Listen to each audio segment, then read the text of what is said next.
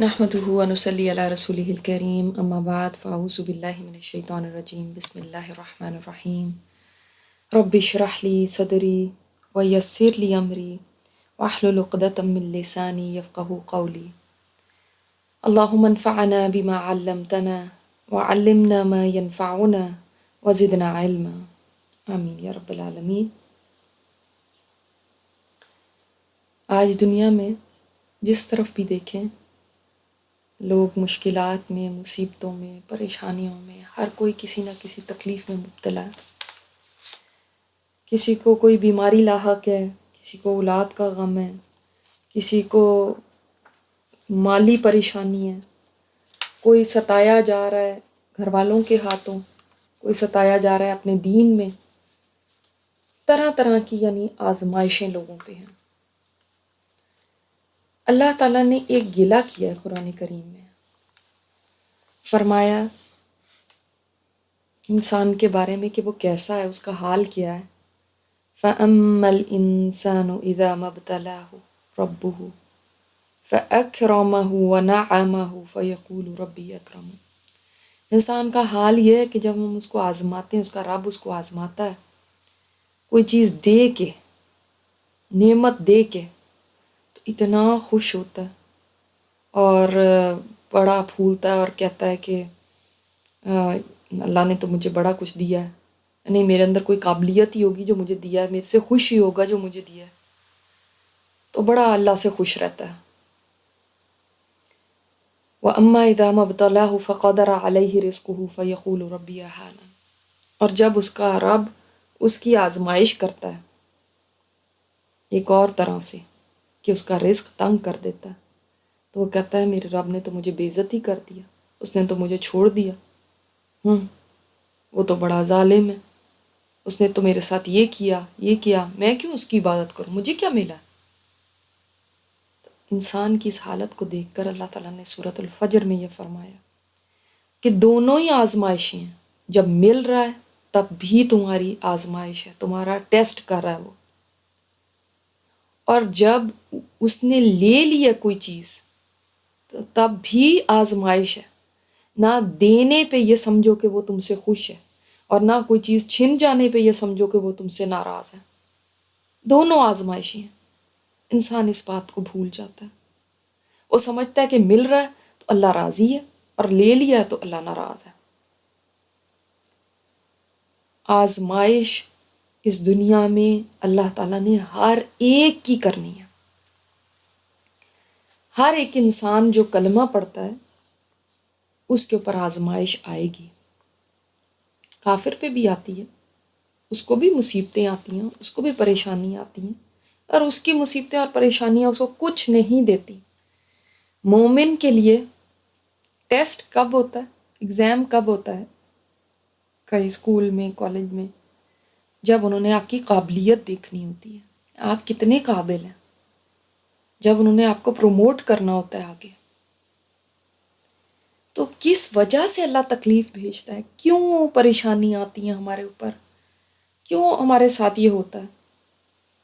کبھی کبھار اس لیے تکلیف بھیجتا ہے کہ جب نعمتیں رواں پانی کی طرح مل رہی ہوتی ہیں نا، تو انسان اتنا یوز ٹو ہو جاتا ہے ان نعمتوں کا کہ اپنے رب کو ہی بھول جاتا ہے، دینے والے کو بھول جاتا ہے، اور انہی میں مگن ہو جاتا ہے۔ تو اللہ تعالیٰ بیچ میں ایک آزمائش ڈال دیتا ہے، کوئی مصیبت بھیج دیتا ہے، کوئی پریشانی بھیج دیتا ہے، کس لیے؟ کہ انسان کو اپنے سے قریب کرنا چاہتا ہے۔ اگر اللہ سے پہلے دور تھا، اللہ کو بھولا ہوا تھا، بھٹکا ہوا تھا، تو اس کو جھنجھوڑا جاتا ہے، جیسے کوئی زلزلہ آتا ہے نا، اس طرح مصیبت بھیج کے اللہ تعالیٰ انسان کو شیک کرتے ہیں کہ ہوش میں آؤ۔ ہم ایک کسی کو کوئی دیوانی باتیں کر رہا ہو تو ان کو پکڑ کے ایسے ایسے ہلاتے ہیں نا، ہوش کرو کیا ہو گیا۔ تو یہ اللہ تعالیٰ اس سے کوئی نعمت لے کے، یا اس کو رزق کی تنگی دے کے، یا اور مصیبتیں کوئی بھیج کے اس کو اپنی طرف بلاتا ہے۔ یہ اس کا طریقہ ہے بلانے کا، ورنہ تو انسان پلٹے ہی نہیں۔ مگر انسان اس کی وجہ سے اپنے رب سے بدگمان ہو جاتا ہے۔ اللہ تو چاہتا ہے مجھ سے قریب ہو جائے، وہ اور دور ہو جاتا ہے۔ اللہ تو چاہتا ہے کہ وہ رشتہ جو دھندلا گیا تھا، جس پہ گرد پڑ گئی تھی، وہ دوبارہ مضبوط ہو جائے۔ تو ہر مصیبت، چاہے وہ کتنی بھی بڑی مصیبت ہو، جو آپ کو اللہ سے قریب کر دے وہ تو خیر ہے۔ اور ہر مصیبت، چاہے وہ کتنی بھی آسان ہو، اگر آپ کو اللہ سے دور کر دیتی ہے تو وہ شر ہے آپ کے لیے۔ تو مصیبت دے کے اگر وہ اپنا قرب دے دیتا ہے تو اس میں تو خوشی کی بات ہے نا۔ پھر دوسری چیز کیا ہے، کس وجہ سے اللہ تعالیٰ مصیبت بھیجتا ہے؟ دیکھیں، اگر آپ یہ ساری باتیں جو میں بتاؤں گی نا، اگر آپ ان پہ غور کریں تو ان میں ہمارا ہی بھلا ہے، بلیسنگ ان ڈسگائز۔ ہمیشہ جو مصیبت ہوتی ہے نا، وہ کوئی سزا نہیں ہوتی، اس میں تو اگر آپ کو پتہ چل جائے نا، آپ سمجھ جائیں، اصل میں ہر چیز اللہ تعالیٰ نے پردے میں رکھی ہوئی ہے، یہ غیب کے پردے میں ہے ساری چیزیں۔ اگر آپ کو پتہ چل جائے تو آپ کو اللہ پہ اتنا پیار آئے گا، میرا اللہ تو نے میرے لیے کتنا بہترین انتظام کیا اس سب چیز کے لیے۔ کہیں قرب دینا ہے اور کہیں تمہیں پاک کرنا چاہتا ہے، تمہارے گناہ دھونا چاہتا ہے، اور نہیں چاہتا کہ تم آخرت میں آؤ یہ گناہوں کے انبار لے کے اور وہاں اللہ کے عذاب سہو۔ وہ چاہتا ہے دنیا میں ہی تمہیں پاک کر دے، صاف کر دے۔ جیسے ایک صحابی تھے، انہوں نے یہ دعا کی کہ یا اللہ جو مجھے سزا دینی ہے نا، مجھے دنیا میں ہی دے دے، میں آخرت کی تکلیفیں نہیں سہ سکتا۔ سخت بیمار پڑ گئے، یہ سخت بیمار ہو گئے، چڑیا کی طرح ہو گئے۔ آپ صلی اللہ علیہ وسلم جب ان کے پاس گئے عیادت کرنے کے لیے تو پوچھا ان سے کہ کیا تم کچھ دعا کرتے ہو، کچھ کہتے ہو؟ تو انہوں نے فرمایا ہاں میں تو یہ کہتا ہوں۔ آپ صلی اللہ علیہ وسلم نے فرمایا تم یہ کیوں کہتے ہو؟ آخرت کی سزا اور نہ دنیا کی سزا، یہ تو کوئی بھی نہیں سہ سکتا، دنیا کی بھی نہیں سہ سکتا۔ تو اللہ تعالیٰ تو ہمیں پوری پوری اس طرح سے سزا دیتا بھی نہیں ہے، وہ چھوٹے چھوٹے کام، چھوٹی چھوٹی تکلیفیں دیتا ہے۔ آپ کو پتہ ہے اس سے جھڑ جاتے ہیں گناہ۔ ہم نے حدیث سنی ہوئی ہے نا کہ مومن کو کانٹا بھی چبھتا ہے، تو اس سے بھی کیا ہوتا ہے۔ ایون یہاں تک کہ حدیث میں، بخاری میں یہ حدیث ہے کہ مسلمان کو ایون جو تھکاوٹ ہوتی ہے، کہیں درد ہوتا ہے، کوئی غم پہنچتا ہے، کوئی تکلیف پہنچتی ہے، کوئی پریشانی پہنچتی ہے، حتیٰ کہ لیسٹ کیا چیز ہے، کانٹا چبھنا لیسٹ ہے، حتیٰ کہ وہ کانٹا بھی جو چبھتا ہے نا، اللہ تعالیٰ اس کے بدلے میں بھی اس کے گناہ معاف کر دیتا۔ ہم جو دن رات گناہ کرتے ہیں تو کہیں تھکاوٹ ہو گئی، اس پہ بھی غم نہ کریں، اس پہ بھی سوچیں اللہ اس سے بھی میرے گناہ معاف کر دے گا، بشرطے کہ آپ اللہ کی طرف رجوع کرتے رہیں، آپ کی نظریں اس کی طرف رہیں اور آپ صبر کریں۔ تو آپ دیکھیں کہ وہ سر میں درد ہے تو اس پہ بھی گناہ معاف ہو رہے ہیں، کوئی پریشانی پہنچی اس پہ بھی گناہ معاف ہو گیا۔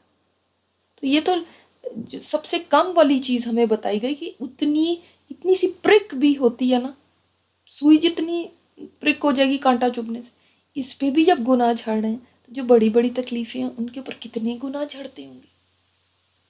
میرا رب کتنا رحیم ہے۔ بخاری میں ایک اور حدیث سے فرمایا جس مسلمان کو بیماری یا اس کے علاوہ کسی اور چیز کی وجہ سے کوئی تکلیف پہنچتی ہے، اللہ تعالیٰ اس کے گناہ ایسے گرا دیتا ہے جیسے درخت اپنے پتے گرا دیتا ہے۔ اللہ اکبر، اتنی تیزی سے اس کے گناہ گرتے ہیں۔ ایون جو آپ خوف خدا سے لرزتے ہیں نا، جب انسان کا دل اللہ کے خوف کے اندر تڑپتا ہے، اللہ کا ڈر اس کے اندر آتا ہے اور اس کی وجہ سے اس کے آنسو نکل آتے ہیں، اس کی وجہ سے وہ رونے لگتا ہے، یا اس کی وجہ سے وہ تکلیف میں ایک خوف کی حالت میں تو آیا نا، تو اللہ تعالیٰ اس کی وجہ سے بھی اس کے گناہ ایسے جھاڑ دیتا ہے جیسے درختوں سے پتے جھڑتے ہیں۔ جب دل خوف سے کانپتا ہے نا، تب یہ اللہ کہتا ہے میرے بندے کا دل کانپ گیا میرے خوف سے۔ اللہ اکبر۔ تو اللہ سے ناراض نہیں ہونا، اس پہ واویلا کرنا، شکایتیں کرنا، ہمیں کیا ملا نمازیں پڑھ کے، ہمیں کیا فائدہ ہوا یہ کر کے، ہمارے پاس تو یہ مشکل آ گئی. یہ تو بلیسنگ ان ڈسگائز تھی، یہ تو اللہ نے تمہارے لیے خیر کا ارادہ کیا. آپ صلی اللہ علیہ وسلم ام صائب کے پاس گئے اور فرمایا ام صائب کیا بات ہے تم کانپ رہی ہو؟ انہوں نے فرمایا مجھے بخار ہے، اللہ تعالیٰ اس کو برکت نہ دے. آپ صلی اللہ علیہ وسلم نے فرمایا بخار کو گالیاں مت دو، بے شک یہ اولاد آدم کی خطائیں اسی طرح صاف کر دیتا ہے جس طرح بھٹی لوہے کے میل کچیل کو صاف کر دیتی. یہ مسلم میں روایت ہے. دیکھیں ہم کہتے ہیں بخار ہو گیا، کتنا اس کو برا بھلا سمجھتے ہیں، برا برا کہتے ہیں، اس میں بھی تمہارے لیے خیر تھی.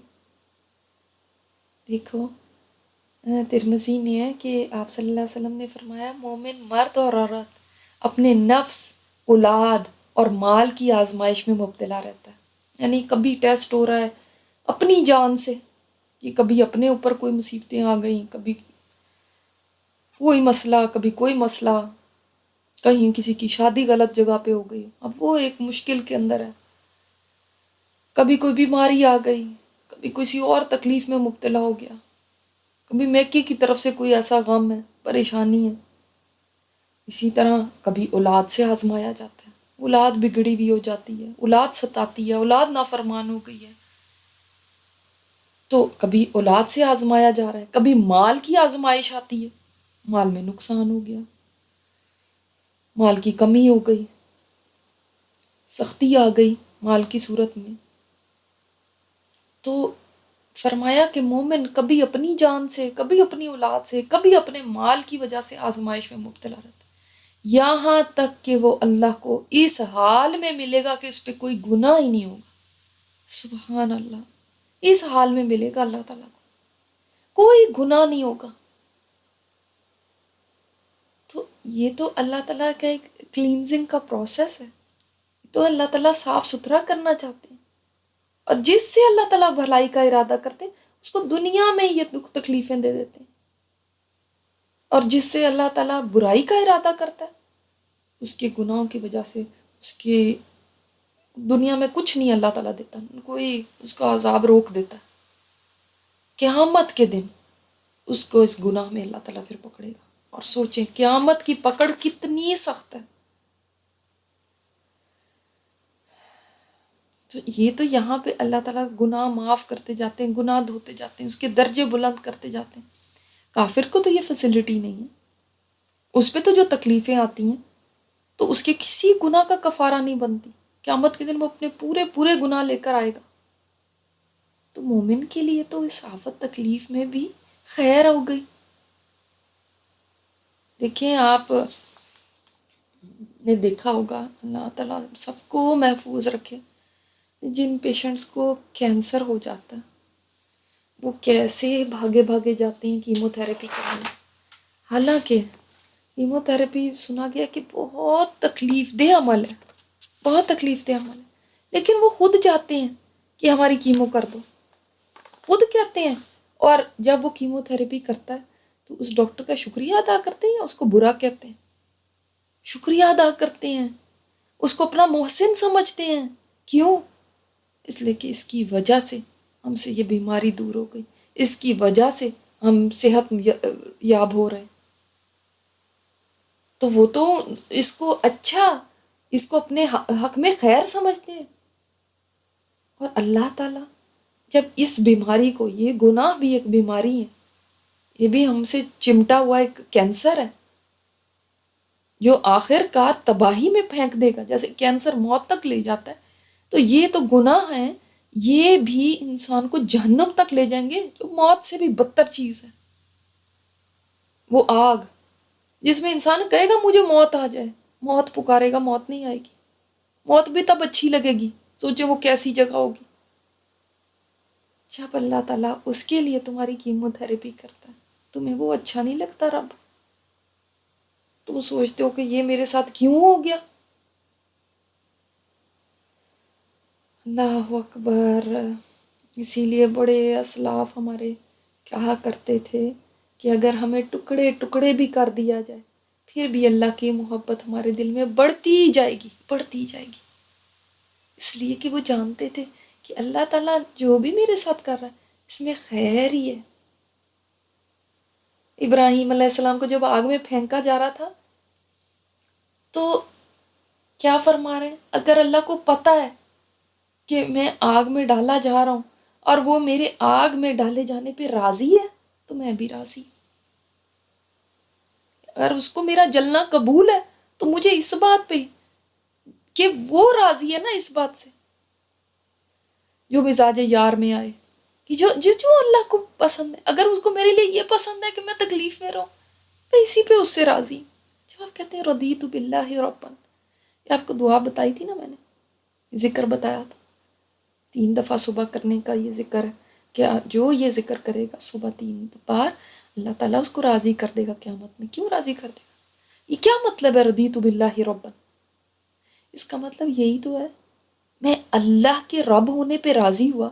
یہ مطلب نہیں صرف کہ بس میں نے کلمہ پڑھ لیا بس میں تو رب ہونے پہ راضی نہیں، جو بھی اس کی طرف سے آئے وہ مجھے لگ رہا ہے کہ شر ہے، لیکن بس اسی میں خیر ہے میرے لیے، بس وہی ٹھیک ہے میرے لیے، وہی اچھا ہے، میں اس کے رب ہونے پہ راضی ہوں۔ یعنی خیر آئے شر آئے، مجھے اچھا لگے برا لگے، جو بھی آئے اس کی طرف سے سب پہ میں راضی ہوں، کیونکہ میں اس کے رب ہونے پہ راضی ہوں نا،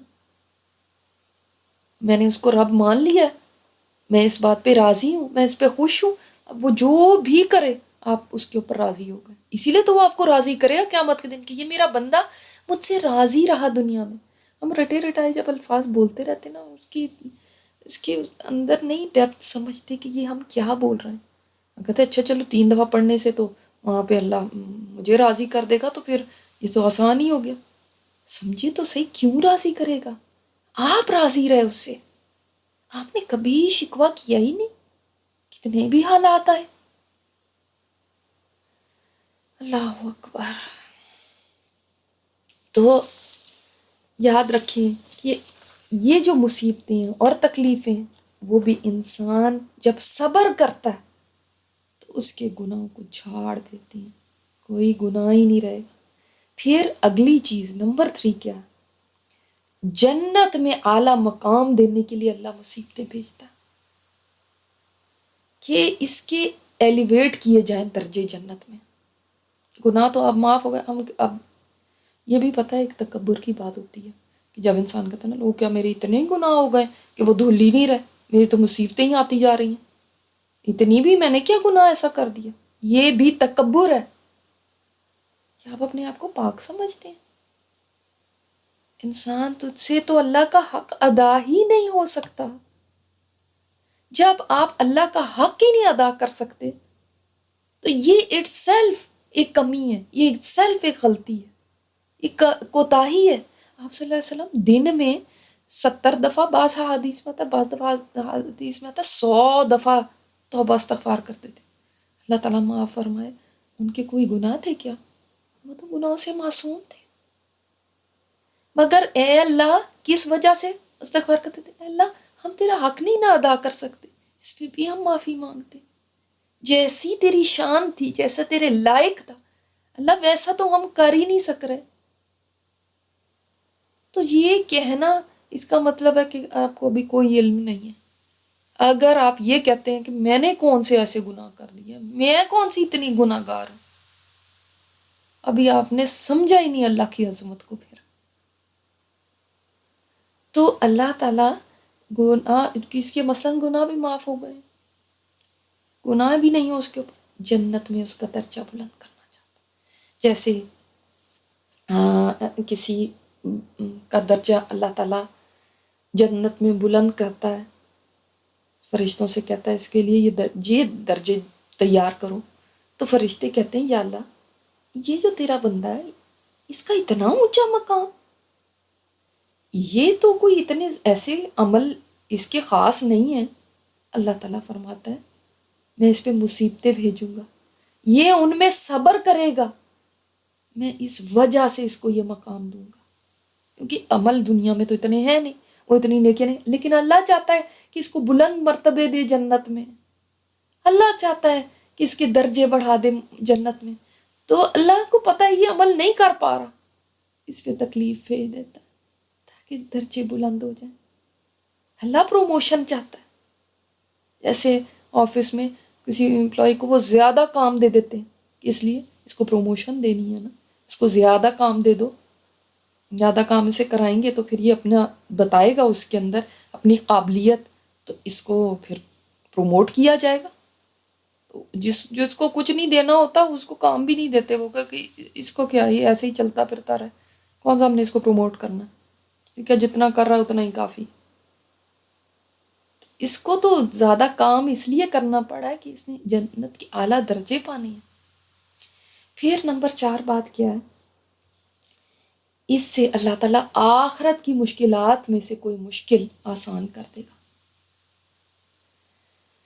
جیسے جو لوگ دنیا میں صبر کرتے ہیں مصیبتوں پہ، اتنی ان کو مصیبتیں آتی ہیں، آئیں دنیا کے اندر اتنی مصیبتیں آئیں، قیامت کے دن جب ان کے درجے لوگ دیکھیں گے نا، اور جو ان کے ساتھ ہو رہا ہوگا آسانیاں حشر کے وقت، جو ان کے ساتھ لوگ دیکھیں گے امتیازی سلوک ہو رہا ہوگا، جیسے وہ اپنے صبر کی وجہ سے جلدی جلدی جنتوں میں پہنچ جائیں گے بغیر حساب کتاب کے، تو لوگ چاہیں گے، پتہ ہے کیا ان کی تمنا ہوگی، یہ حدیث میں آتا ہے، استغفر اللہ ربی، لوگ تمنا کریں گے، لوگ خواہش کریں گے کہ کاش دنیا میں ہماری یہ جو سکن ہے نا، یہ کینچیوں سے کاٹ دی جاتی، اتنی ہمیں تکلیف ہو جاتی دنیا میں، لیکن آج ہمارے لیے بھی آسانی ہو جاتی، کاش ہمیں اتنی تکلیف مل جاتی دنیا میں، ہمارے لیے آج کا دن آسان ہو جاتا۔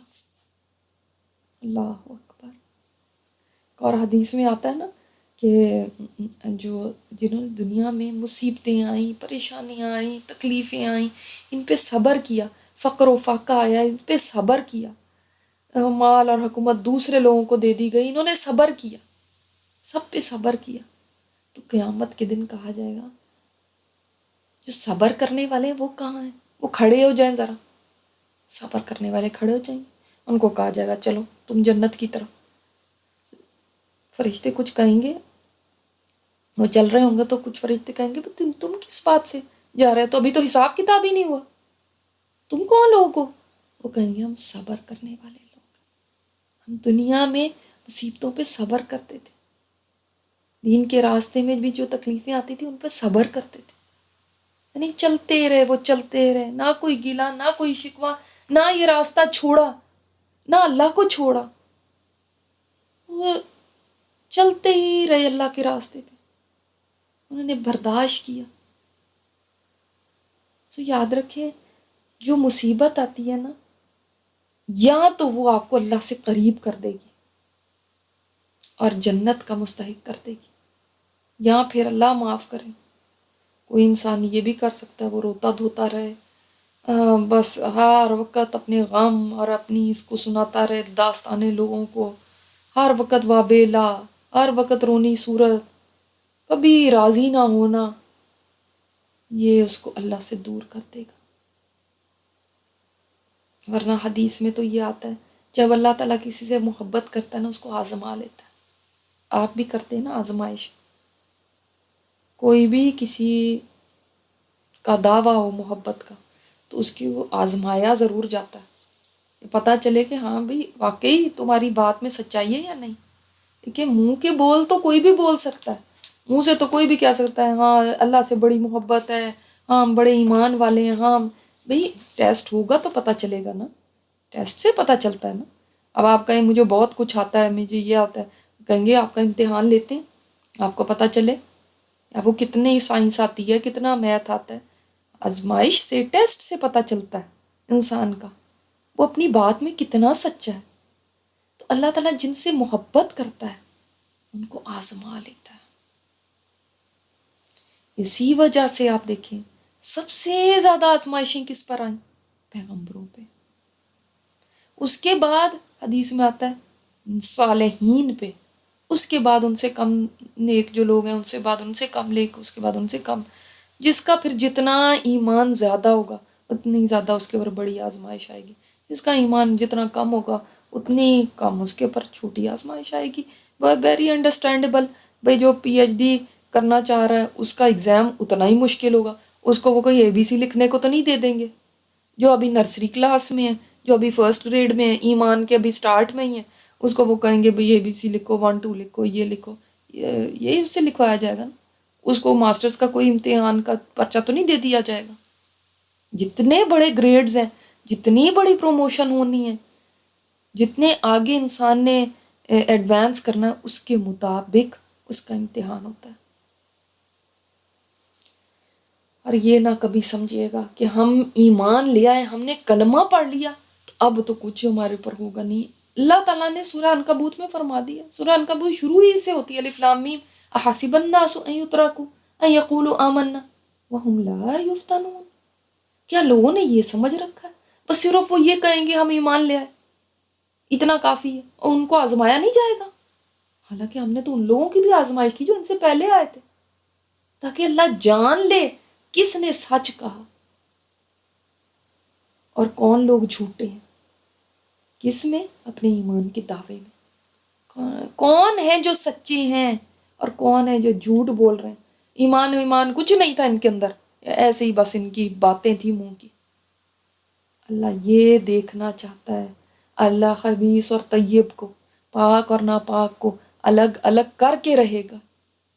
اللہ تعالیٰ حجت تمام کرتا ہے اس دنیا میں، حالانکہ وہ تو جانتا ہی ہے کہ کون ہے جو ایمان والا کون نہیں ہے، مگر اس لیے تاکہ قیامت کے دن کوئی یہ نہ کہہ سکے اللہ اس کے اندر تو ایمان تھا ہی نہیں، آپ نے اس کو جنت دے دی. اور یا کوئی یہ کہے اللہ میرے اندر تو ایمان تھا، مجھے کیوں جہنم کے اندر ڈالا جا رہا؟ نہیں، اگر ایمان تھا تمہارے عمل تو تمہارے ایمان کی گواہی نہیں دیتے. پتہ چلنا چاہیے ایمان لانے کے بعد کہ ہاں یہ ایمان والا ہے، اس کے عمل سے پتہ چلنا چاہیے. اللہ تعالیٰ کہتے ہیں میں تمہارے پر ٹیسٹ بھیجوں گا. جب ٹیسٹ آئے تو کیا کہیں؟ اللہ نے اپنا وعدہ سچ کر دکھایا. اس نے وعدہ کیا قرآن میں، ایک جگہ نہیں کئی جگہ پہ. سورہ آل عمران نے بھی ہے. کیا تم نے یہ سمجھ رکھا تم جنت میں ایسے ہی چلے جاؤ گے؟ ابھی تو ہم نے دیکھا ہی نہیں. تم میں کون سے ہیں جو اللہ کے راستے میں جہاد کرنے والے، کون سے ہیں جو صبر کرنے والے ہیں؟ یہ تو ابھی اللہ نے ٹیسٹ ہی نہیں کیا. تم ایسے ہی جنت میں چلے جاؤ گے؟ ابھی تو تمہارے اوپر وہ چیزیں آئی نہیں، وہ تکلیفیں آئی نہیں، وہ مصیبتیں آئی نہیں جو پہلے لوگوں پہ آئی تھیں. وہ تو ہلا مارے گئے تھے، حتیٰ کہ وہ کیا کہتے تھے؟ متی نصر اللہ، کب آئے گی اللہ کی مدد؟ اتنی ان کی حالت، یعنی انسان جب بالکل ایج پہ آ جاتا ہے نا، اس وقت وہ کہتا ہے متی نصر اللہ، کب آئے گی اللہ کی مدد؟ اللہ تعالیٰ فرماتا ہے اللہ ان نصر اللہ قریب، تم جان لو اللہ کی مدد قریب ہی. پھر اللہ ان کو مدد بھیجتا ہے، یعنی اتنا ان کو ہلا دیتا ہے. اور آئی ہیں صحابہ کرام پہ مشکلات. اگر آپ صلی اللہ علیہ وسلم کی زندگی دیکھیں کتنی مشکلیں آئیں. پیدا ہوئے باپ نہیں ہے، چھوٹے سے ہیں ماں چلی گئی، دادا کی پرورش میں آئے وہ چلے گئے، شفیق چچا کو کھو دیا، پیاری ترین بیوی ساتھی تھی جو یہ نہیں تھی کہ صرف شریک حیات ہو، دوست بھی تھی، ہمدرد بھی تھی، غمخوار بھی تھی، وہ بھی دنیا سے چلی گئی. اولاد میں ساری اولاد کا غم دیکھا، ساری اولاد کا، سوائے حضرت بی بی فاطمہ کے ساری اولاد کو دیکھا، اپنے ہاتھوں سے دفن کیا.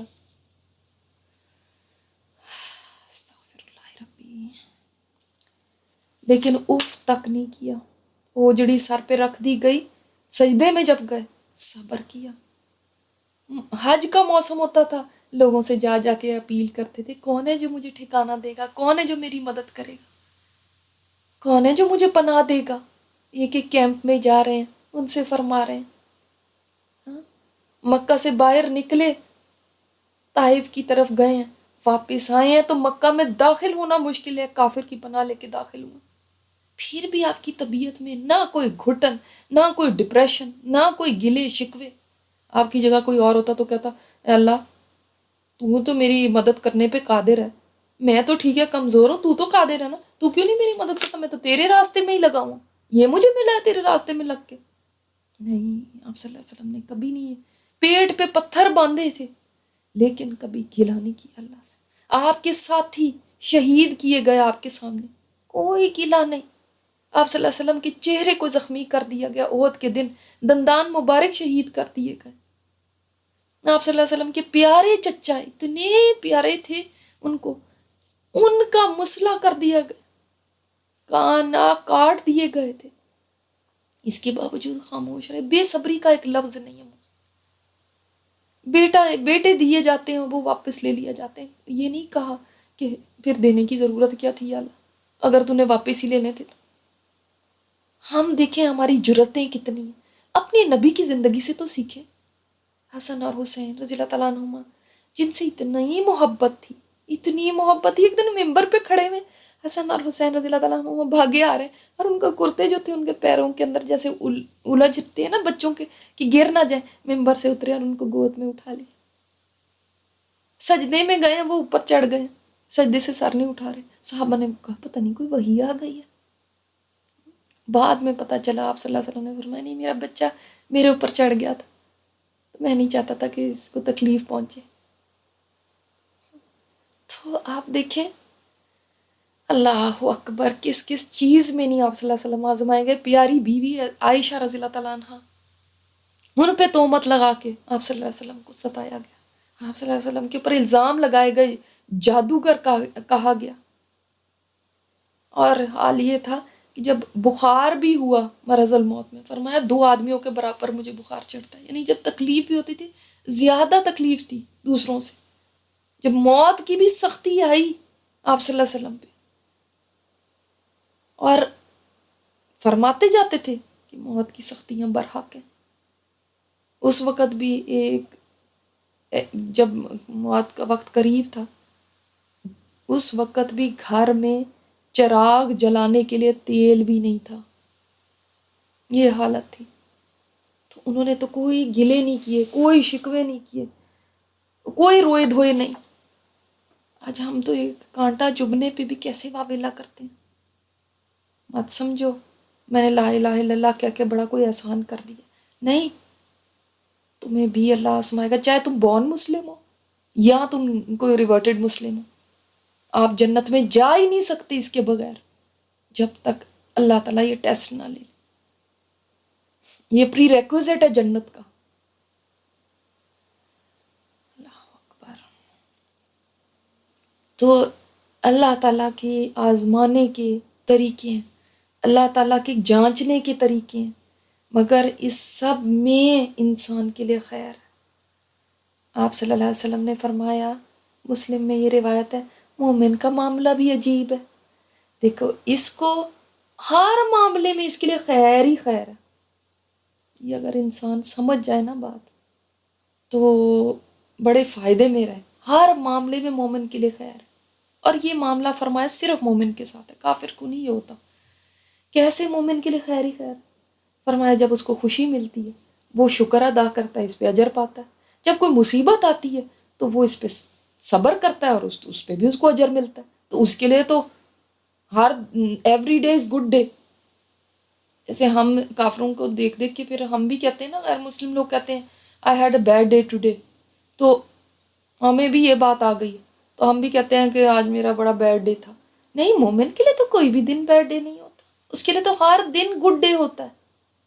اس لیے کہ ہر دن اگر اس کے ساتھ کوئی مصیبت بھی آئی ہے وہ بھی بیڈ ڈے نہیں ہے، اس نے صبر کیا، اس پہ بھی تو اس کو اجر ملا. اسی لیے تو مومن کہتا ہے الحمدللہ علی کل حال، ہر حال میں اللہ تیرا شکر ہے، ہر حال میں الحمدللہ کہتا ہوں. پریشانی آ جائے تب، مصیبت آ جائے تب، مجھے تو اجر ملتا ہی جا رہا ہے. تو اب کرنا کیا ہے ہمیں؟ اگر کوئی مشکل آتی ہے، کوئی پریشانی ہے، مصیبت آتی ہے، کیا کریں جب ایسی ہمیں کوئی مصیبت آ جائے، کوئی پریشانی آ جائے؟ ایک تو سب سے پہلی بات یہ کریں، یہ یاد رکھیں یہ اللہ کی قدر ہے، اللہ کی طرف سے، یعنی تقدیر میں میرے یہی لکھا تھا، ایسے ہی ہونا تھا، یہ مجھے پہنچ کے رہنی تھی. کوئی مصیبت جو مجھے پہنچنی ہے وہ ٹل نہیں سکتی. جب تک کہ اللہ نہ چاہے. اگر کوئی پہنچی ہے تو اللہ کے اذن سے پہنچی ہے. یہ ایسے ہی میرے لیے لکھا ہوا تھا. اس میں اگر مگر نہیں کرنا، اگر ایسا ہوتا تو پھر یہ ہو جاتا، وہ نہ جاتا تو وہ نہ ہوتا، یہ نہیں کرنا. تو تقدیر پہ ایمان رکھیں. دوسری بات کیا کریں؟ اللہ کی طرف رجوع کریں، اس سے دعائیں کریں. دعا کرنا نہ چھوڑیں. اللہ تعالیٰ اللہ علی کل شیء قدیر. اللہ تعالیٰ ہر چیز کر سکتا ہے، ہر ایک کی تقدیر بدل سکتا ہے. نمبر 3، اب اس سے نکلنے کے اسباب اختیار کریں. یہ نہ کہیں کہ بس اب مصیبت بھیجی، اب میں نے کچھ نہیں کرنا، بس اللہ ہی کرے گا. تو نہیں، اب اس اسباب بھی اختیار کریں. نمبر 4 یہ، کبھی مایوس نہ ہو اللہ کی رحمت سے. ہمیشہ ہوپ رکھیں، یاد رکھیں اللہ نکالے گا اس مصیبت سے. نمبر 5 یہ، صدقہ زیادہ کریں. اور صدقہ کریں گے نا، آپ دیکھیں گے کہ اس سے بھی مصیبت ہلکی ہو جائے گی، ٹل جائے گی. نمبر 6 یہ کہ اللہ تعالیٰ سے یہ بات اپنے ذہن میں رکھیں کہ اس نے یہ جو مصیبت بھیجی ہے یہ تو چھوٹی مصیبت ہے. اللہ کا شکر ہے کہ اتنی بھیجی ہے، اس سے بھی بڑھ کے ہو سکتی تھی. حضرت عروہ بن زبیر جانتے ہیں آپ ان کو؟ وہ حضرت عائشہ رضی اللہ تعالیٰ عنہ کے بھتیجے ہیں، بھانجے ہیں. ولید بن عبد الملک کے دور میں عروہ بن زبیر کو ایک آزمائش سے گزرنا پڑا تھا، بہت بڑی آزمائش. خلیفہ نے، ولید بن عبد الملک نے ان کو دمشق بلایا، جو وہاں کا کیپٹل تھا اس وقت. ملاقات کے لیے دعوت دی. تو انہوں نے دعوت قبول کی، اپنے بڑے بیٹے کو ساتھ لیا، دمشق چلے گئے. جب وہاں پہنچے تو خلیفہ نے بڑا استقبال کیا ان کو، ایز رائل گیسٹ کے، ان کو شاہی مہمان کا اعزاز دیا. تو پھر وہی ہوا جو اللہ کو منظور تھا. تقدیر میں جیسے لکھا تھا، عروہ بن زبیر کا بیٹا سواری کے شوق میں شاہی استبل میں داخل ہوا. یوں ہی وہ ایک منہ زور گھوڑے کے قریب آیا، گھوڑے نے اتنی زور سے ٹانگ ماری جو اس کے سینے میں لگی، اور وہ بس اس کی جان ختم ہو گئی. غموں سے نڈھال باپ جب اپنے لاڈلے بیٹے کی قبر میں مٹی ڈال رہے تھے تو اس دوران عروہ بن زبیر جو تھے ان کے پاؤں میں شدید درد شروع ہو گیا، پاؤں سوج گیا، بڑی تیزی سے پنڈلی کی طرف پھیلنے لگا ساری سوجن. حالت انتہائی بگڑ گئی. جو خلیفہ تھے وہ بڑے پریشان ہو گئے. فوری طور پہ وہ حکیم سارے وہ بلائے کہ بھئی ان کا علاج کیا جائے. بہترین ان کی ٹیم آ گئی. انہوں نے آ کے کہا کہ بھئی یہ تو ٹانگ کٹے گی ورنہ ان کی موت کا سبب بن جائے گی. ٹانگ کاٹنے کے لیے ایک ماہر سرجن آ گیا. تو انہوں نے ان کو کہا کہ آپ تھوڑی سی شراب پی لیں تاکہ ٹانگ کٹنے کی تکلیف نہ آپ کو ہو، کیونکہ اس زمانے میں تو کوئی انیستھیزیا نہیں تھا. یہ بات انہوں نے سن کے کہا کہ ایسا تو قطعاً نہیں ہوگا، میں حرام کے ذریعے تو نہیں عافیت لیتا اپنے لیے. تو جب وہ ٹانگ کاٹنے کے لیے آئے تو بہت سارے لوگ آ گئے، بہت سارے لوگ جمع ہو گئے. انہوں نے پوچھا بھئی یہ جمگٹا کس بات کا؟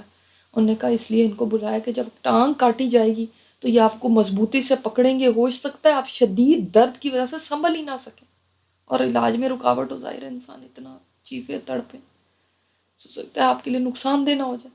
انہوں نے فرمایا کہ نہیں، ان کو ساروں کو پیچھے کر دو، ان کی کوئی ضرورت نہیں، میرے لیے بس اللہ کی یاد، اس کی تسبیح، یہی کافی ہے. آپ بسم اللہ پڑھ کے اپنا کام شروع کریں، میری فکر نہ کریں، میرا اللہ حامی و ناصر ہوگا. اب وہ سرجن نے پہلے کینچی کے ساتھ ٹانگ کا گوشت کاٹا، پھر ہڈی کو پر آری چلائی، اور ادھر عروہ بن زبیر ہے بلند آواز سے لا الہ الا اللہ اللہ اکبر مسلسل پڑھتے جا رہے، اور وہ سرجن اپنا کام کر رہا ہے اور یہ ذکر الہی میں مشغول ہے. ٹانگ کٹ گئی. جب خون بند کرنے کے لیے اس زمانے میں کھولتے ہوئے تیل میں ڈالا جاتا تھا تو گرم تیل میں جب ٹانگ کو ڈبویا گیا تب بے ہوش ہو گئے، تب بے ہوش ہوئے. اور یہ ان کی زندگی کا پہلا موقع تھا جس دن ان کا قرآن پاک کی منزل پڑھنے کا نام ہوا. ایوری ڈے ایک منزل پڑھتے تھے قرآن کی. یہ وہ ایک دن تھا. تو جب صحت یاب ہوئے تو اپنی ٹانگ کو دیکھتے تھے اور اس کو ہاتھ سے الٹاتے پلٹا، یعنی اپنا جو ظاہر ہے جہاں سے کٹی تھی، پھر درد بھرے لہجے میں فرماتے تھے اے ٹانگ تو گوار ہے نا، مجھے اللہ کی قسم ہے جس نے تجھے پیدا کیا، تیرے ذریعے میں بس چل کے مسجد جاتا تھا اور میں نے کبھی تجھے کسی حرام کام میں استعمال نہیں کیا تھا۔ خلیفہ جو تھے وہ بڑے ہی، یعنی ان کو بڑا دکھ تھا کہ میرا مہمان جو تھا یہ اتنا اچھا بھلا آیا ایک مصیبت میں پڑ گیا، یہ اپنے بیٹے سے محروم ہو گئے، بڑا بیٹا ساتھ لے کر آئے تھے وہ بھی چلا گیا، ٹانگ بھی چلی گئی۔ تو وہ خلیفہ ایک دن اپنے مہمان خانے میں بیٹھے تھے، تو ایک بنو عابس قبیلے کا ایک وفد ملاقات کے لیے آیا، ان کے ساتھ ایک نابینا آدمی بھی تھا، بلائنڈ۔ تو خلیفہ نے ان سے پوچھا کہ آپ کی نظر کو کیا ہوا ہے؟ اس نے کہا امیر المومنین میں بہت زیادہ مالدار تھا، میرے اہل و عیال بھی میرے پاس تھے، میں اپنا سب کچھ ساتھ لے کے اپنے قبیلے کے علاقے میں گیا اور ایک جگہ پہ میں نے پڑاؤ ڈالا، رات کے بعد اچانک ایک سیلاب آیا اور سب کچھ بہا کے لے گیا، صرف میرا ایک نیو بورن بیبی اور ایک اونٹ میرے ساتھ رہ گیا۔ اونٹ بڑا منہ زور تھا، وہ رسی چڑا کے بھاگ نکلا، میں بچے کو زمین پہ لٹا کے اونٹ پکڑنے کے لیے اس کے پیچھے بھاگا تو مجھے بچے کی چیخنے کی آواز آئی، مڑ کے دیکھا تو یہ دہشت ناک منظر دکھائی دیا کہ ایک خون خوار بھیڑیا میرے بچے کے سر کو اپنے منہ میں دبائے کھڑا ہے اور بچہ زور سے چلا رہا ہے۔ میں اسے چھڑانے کے لیے سر پٹ دوڑا، لیکن میرے وہاں پہنچنے سے پہلے ہی اس نے میرے بیٹے کا سر چبا لیا تھا۔ استغفر اللہ، جب میں اسے وہاں چھوڑ کے اونٹ پکڑنے کے لیے بھاگا، ابھی اونٹ کے قریب ہی پہنچا تھا کہ اس اونٹ نے اتنی زور سے مجھے ٹانگ ماری، میری پیشانی پہ لگی اور اس سے ہڈی ٹوٹ گئی اور میری نظر چلی گئی۔ اس طرح ایک ہی رات میں میں اپنے گھر والوں سے، اپنے مال سے اور اپنی بینائی سے محروم ہو گیا۔ خلیفہ نے یہ اتنی درد بھری داستان سنی تو اپنے دربان سے کہا کہ اس بندے کو لے کر جاؤ عروہ بن زبیر کے پاس، تاکہ یہ اپنی داستان سنائے اور ان کو پتہ چلے کہ اس دنیا میں مجھ سے زیادہ دکھی اور مصیبت زدہ لوگ بھی ہیں۔ یعنی جب آپ کے اوپر کوئی مشکل ہے، اپنے سے ہمیشہ نیچے کی طرف دیکھو، دیکھو اور کتنے دکھی لوگ ہیں آپ سے زیادہ اس دنیا میں۔ جب عروہ بن زبیر کو شاہی سواری پہ پورے اعزاز و اکرام کے ساتھ مدینہ لے جایا گیا تو آپ اپنے گھر والوں میں جب گئے ہیں نا، تو پہلے اپنے گھر والوں کو جا کے یہ نہیں کہ ہائے میری تو ٹانگ چلی گئی، ہائے بچہ چلا گیا، ان کو تھوڑی فون تھے کہ وہ پہلے ہی بتا دیتے، ان کو جا کے پتہ ہے کس طرح کہتے ہیں، جو تم دیکھ رہے ہو اس سے گھبرانا نہیں، اللہ نے مجھے 4 بیٹے دیے تھے، اس نے ایک لے بھی لیا تو 3 ابھی باقی ہیں، اس کا شکر ادا کرو۔ اللہ نے مجھے 4 اعضاء دیے تھے، 2 بازو، 2 ہاتھ، 2 پیر، ایک اس نے لیا ہے، 3 تو ابھی باقی ہیں نا، اس پہ شکر ادا کرو۔ اللہ ہی اس نے تھوڑا لیا ہے، زیادہ میرے پاس باقی رہنے دیا، اور اس نے زندگی میں ایک ہی دفعہ آزمایا ہے اور بے شمار آفتوں سے مجھے بچایا۔ دیکھیں یہ ہوتی ہے مومن کی نظر، سبحان اللہ۔ یہ نہیں ہے کہ بھئی کوئی ایک چیز چلی جائے، آپ اس طرح جیسے کسی سے تعزیت کے لیے ان کو فون کیا تو میں نے کہا آپ کیسی ہیں، ان کی کسی کی ڈیتھ ہو گئی تھی، انہوں نے کہا بس اب آپ سوچ لیں ہم کیسے ہو سکتے ہیں، اب ہمارا کچھ رہ گیا؟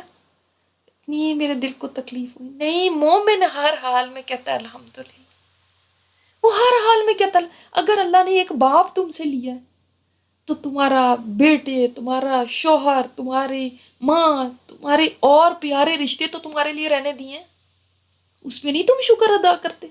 اگر تمہارے ایک دانت میں درد ہے تو اتنے سارے دانت باقی ہیں جن میں درد نہیں ہے، اس میں نہیں تم شکر ادا کرتے؟ اگر تمہیں اللہ نے جسم کی آزمائش میں ڈالا تو اس میں نہیں شکر ادا کرتے کہ ایمان کی آزمائش نہیں لے لی؟ لیکن ہم شکر بہت کم ادا کرتے ہیں، ہماری نظر ہر وقت اس دکھ پہ ہوتی ہے جو ہمارے ساتھ لگا ہوا ہے، کبھی ان سکھ کو نہیں دیکھتے جو ہم ہر روز انجوائے کرتے ہیں۔ تو اس چیز کو ہمیشہ دیکھیں کہ اللہ نے جو لیا ہے نا یا جس تکلیف میں ڈالا ہے وہ کم ہے، بہت زیادہ اس سے تکلیفوں سے مجھے محفوظ رکھا ہے۔ اور پھر اگلی بات یہ کہ یہ یاد رکھیں جو فیصلہ میرا رب میرے لیے کرتا ہے اس میں بہتری ہے، بس اس میں بھی بہتری ہے، بلائنڈلی اس چیز پہ اپنا عقیدہ اتنا مضبوط کر لینا تو کہ میرے لیے بھلائی ہی ہے، بس ٹھیک ہے، پھر مجھے کس بات پہ رونا۔ اور اگلی چیز یہ کہ اللہ تعالیٰ سے اجر کی امید رکھیں، اللہ مجھے اس کا اجر دے گا. کوئی چیز اللہ نہیں لیتا کسی مومن سے، مگر اس کا اجر یا تو اس دنیا میں دے دیتا ہے اس کو، اس سے بہتر چیز دے دے گا، یا آخرت میں عطا کر دے گا اس کا نعم البدل. تو پھر آپ تو لوز آپ نے کچھ بھی نہیں کیا. پھر کیوں انسان اتنا واویلا کرے، کیوں اپنے اللہ سے بدگمان ہو، کیوں اللہ کے اوپر ایسی ایسی باتیں کرے اور اللہ سے دور ہو جائے الٹا. تو ہم نے نہیں، ہر مشکل آئے نا وہ ہمیں اللہ سے قریب کر دینی چاہیے اور اللہ پہ پیار آنا چاہیے. میرے اللہ تو نے مجھے آزمایا، تو نے دیکھا ہی ہوگا میرے اندر اتنی ہمت ہے، تو نے میرے پر یہ مصیبت ڈالی. اللہ لا یکلف اللہ نفسا الا وسعها، اللہ تو کسی کے اوپر نہیں مشکل ڈالتا اس کی وسعت سے زیادہ. تو نہیں ڈالتا تکلیف. تجھے مجھ سے محبت ہوگی تو نے مجھے اس میں آزمایا. یہ ہونا چاہیے مومن کا ایٹیچیوڈ. اللہ تعالیٰ ہمیں اپنے شکر گزار بندیاں بنا دے. اللہ ہر تکلیف مصیبت پریشانی سے ہم سب کو محفوظ رکھے، ہر ناگہانی سے محفوظ رکھے. اللہ تعالیٰ ہم نہ دنیا کی مصیبتیں سہ سکتے نہ آخرت کی. اللہ ہم ہر جگہ تجھ سے عافیت ہی مانگتے ہیں. اللہ ہمیں عافیت میں رکھنا. اللہ ہم سب کو، ہمارے گھر والوں کو عافیت میں رکھنا، دنیا میں بھی اور آخرت میں. ہم کمزور ہیں اللہ، ہمارا تو ایمان ویسا نہیں جیسے انبیاء اور صالحین کا ایمان ہو. اللہ ہمارا پردہ ہی رکھے ہمارے ایمانوں کا اس دنیا میں. آج کی جو دعا ہے اتنی امپورٹنٹ دعا ہے، میرے خیال میں ہم سب کے دل کی دعا ہوگی جو آج کی ہماری دعا ہے. جتنے ماں باپ بیٹھے ہوئے ہیں، ربنا ہب لنا من ازواجنا وذریاتنا قرۃ اعین. اے اللہ میری زوج کو، میرے اسپاؤس کو اور میری اولاد کو میری آنکھوں کی ٹھنڈک بنا دے. آنکھوں کی ٹھنڈک بجائے کہنے کہ اللہ نیک بنا دے، ان کو صالح بنا دے، ان کو خوشیاں دے دے، ان کو یہ دے دے. آپ نے جب کہہ دیا نا آنکھوں کی ٹھنڈک بنا دے، اس میں سب کچھ ہی آ گیا. آپ کی آنکھیں کس چیز سے ٹھنڈی ہوں گی؟ ظاہر ہے جب آپ کے بچے پھلیں گے پھولیں گے، خوشیوں میں رہیں گے، ان کو نعمتیں ملیں گی، ان کا ایمان اچھا ہوگا. آپ نیک ہیں تو آپ کو یہی ہوگا کہ میرے بچے نیک ہوں، ان کا ایمان مضبوط ہو. یہ سب چیزیں آنکھوں کی ٹھنڈک میں آ گئی. آپ نے کہہ دیا آنکھوں کی ٹھنڈک، تو ہر خیر ان کے لیے مانگ لیا آپ نے، کیونکہ آپ کی آنکھیں ٹھنڈی ان چیزوں سے ہوتی. تھوڑی آپ کی آنکھیں چیز سے تھوڑی ٹھنڈی ہوں گی اگر ان کو کوئی تکلیف پہنچے، چاہے دنیا کی ہو یا آخرت کی. تو سبحان اللہ کتنی پیاری دعا ہمارے نبی نے ہمیں سکھا دی کہ لوگ کہتے ہیں نا بچوں کے لیے کوئی دعا بتائیں، اس سے اچھی کوئی دعا ہو ہی نہیں سکتی آپ کی آپ کے بچوں کے لیے. اسی طرح اپنے شوہر کے لیے، اللہ یہ شوہر کو بھی میری آنکھوں کی ٹھنڈک بنا دے کہ میری آنکھیں ان سے ٹھنڈی رہیں، ان کی وجہ سے مجھے سکھ ہی ملے، خیر آئے ان کی طرف سے مجھے. اور ربنا هب لنا من ازواجنا وذریاتنا قرۃ اعین واجعلنا للمتقین اماما. اے اللہ ہمیں متقین کا امام بنانا، نیک لوگوں کا امام بنانا. نیک لوگ ہمیں فالو کریں تو ہم خود پھر کتنے نیک ہوں گے. اگر متقی اگر ہمیں فالو کرنے کی دعا ہم کر رہے ہیں پھر تو اس کا مطلب اہیڈ ہوں گے، ان سے آگے ہوں گے. کتنی بڑی تقوی کی دعا کر لی ہم نے اپنے لیے. بہت ہی پیاری دعا، اس کو دل سے کیا کریں. پھر آج کا جو ذکر ہے، آپ صلی اللہ علیہ وسلم سے جب پوچھا گیا افضل ذکر کون سا ہے، سب سے افضل بیسٹ ذکر ہمیں بتا دیں، فرمایا لا الہ الا اللہ افضل الذکر ہے.